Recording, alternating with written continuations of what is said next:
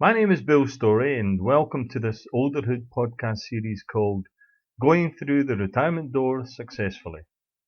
This podcast series is brought to you by Olderhood.com, which is a leading online retirement community with over 70,000 followers around the world.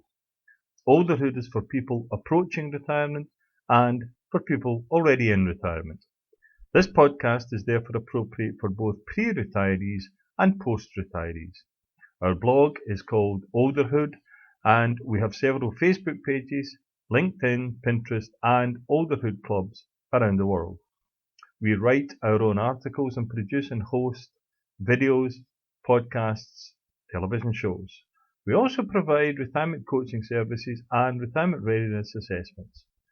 The purpose of this retirement series is to focus on a range of concerns and observations about life in the retirement years, and in particular, to concentrate on the emotional impact of those issues, such as health, family issues, filling the day, boredom, still being useful in society, longevity, mortality, etc.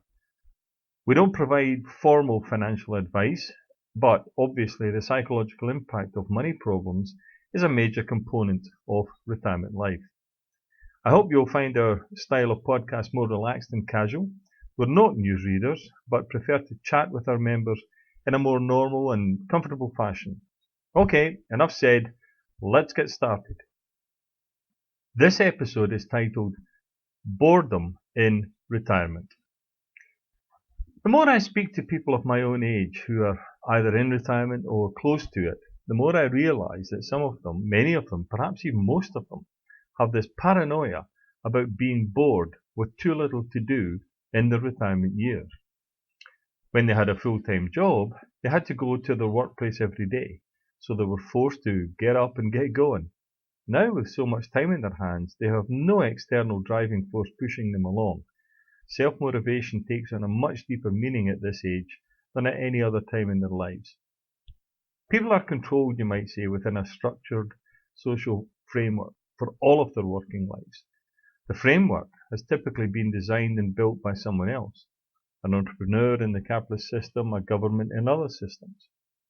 You show up, you work, you get paid, you go home. The following day you repeat the entire process all over again. It's not that much more complicated than that. In other words, others think for you.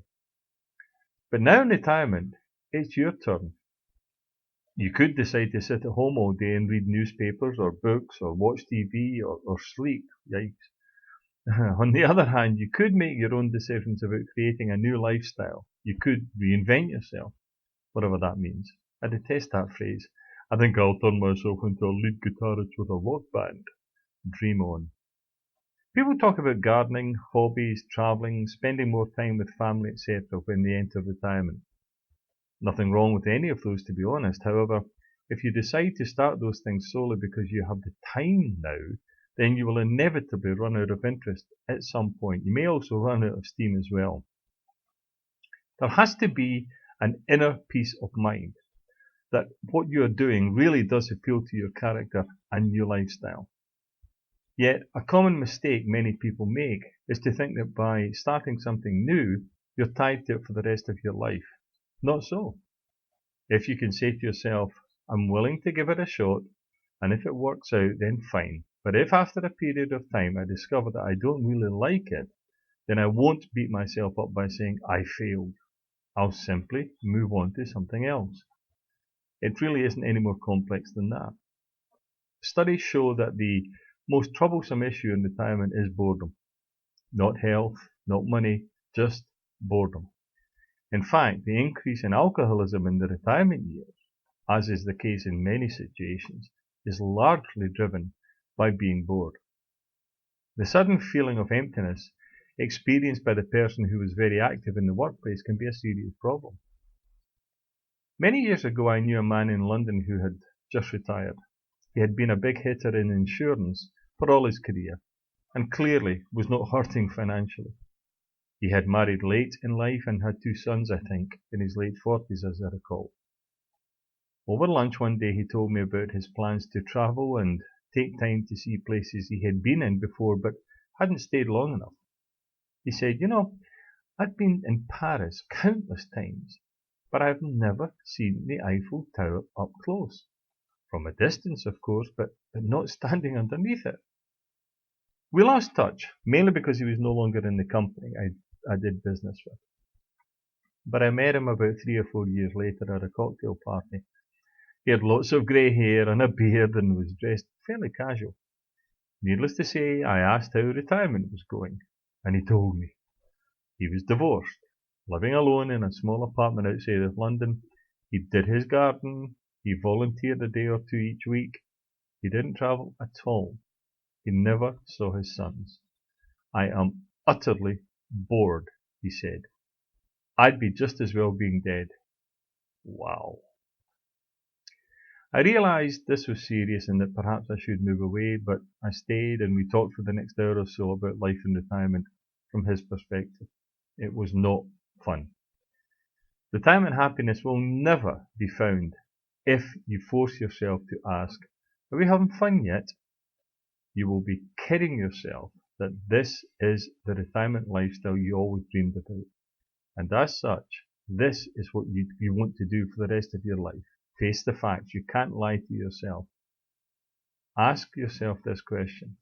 Do I really want to spend the rest of my life, or at least the next few years, doing things that I don't really enjoy?